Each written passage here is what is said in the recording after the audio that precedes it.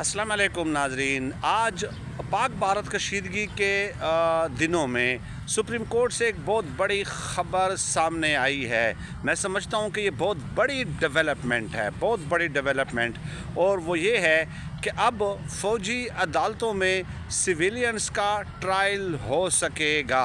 जी हाँ, 7 रुकनी बेंच था supreme court का जिसने ये फ़ैसला सुनाया है, और 5-2 से ये फ़ैसला सुनाया गया है।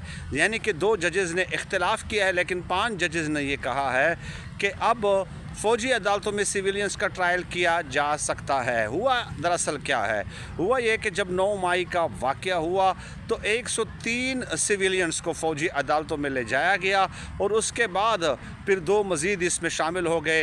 ये जो हसन नियाज़ी साहब हैं और हैदर मजीद साहब, उन्हें गिरफ़्तार किया गया। तो इस तरह कुल मिलाकर 105 तादाद हो गई थी।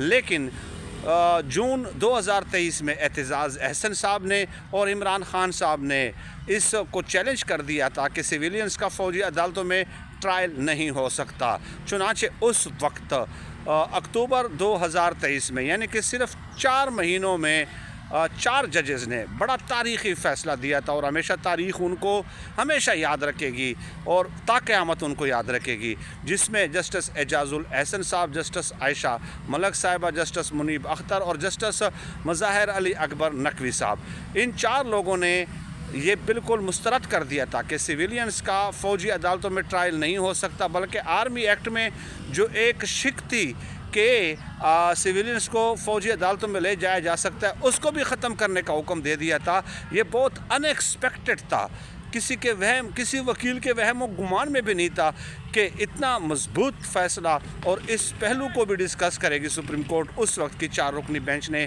जो ये फ़ैसला दिया था। और मैंने नाम भी आपको बता दिए उन 4 जजेस के। लेकिन फिर उसके बाद इंट्रा कोर्ट अपील दायर की गई जस्टिस काजी फ़ायज़ीसा साहब के दौर में।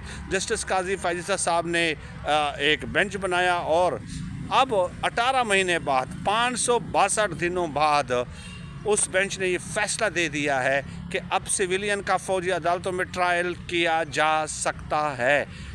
18 महीने बाद 562 दिन लगे हैं Justice Ejazul Ahsan, Justice Munib Akhtar, Justice Ayesha Malik, Justice Mazahir Ali Akbar Naqvi, इनका फ़ैसला रिवर्स करने में। अब आप बताइए कि उन्होंने कितना मजबूत फ़ैसला दिया था। बहरहाल इस पे जो है ना, ये ख़बर बहुत कम डिस्कस हो रही है। फ़ज़ा हमारी ऐसी बन गई है कि मतलब एक पाक भारत जंग का शोर है हर तरफ, आपके इल्म में है। तो ये ख़बर डिस्कस करना भी बहुत ज़्यादा ज़रूरी था। लेट अस सी इमरान ख़ान साहब का इसके ऊपर क्या मौक़िफ़ आता है। तहरीक इंसाफ ने तो बहरहाल इसके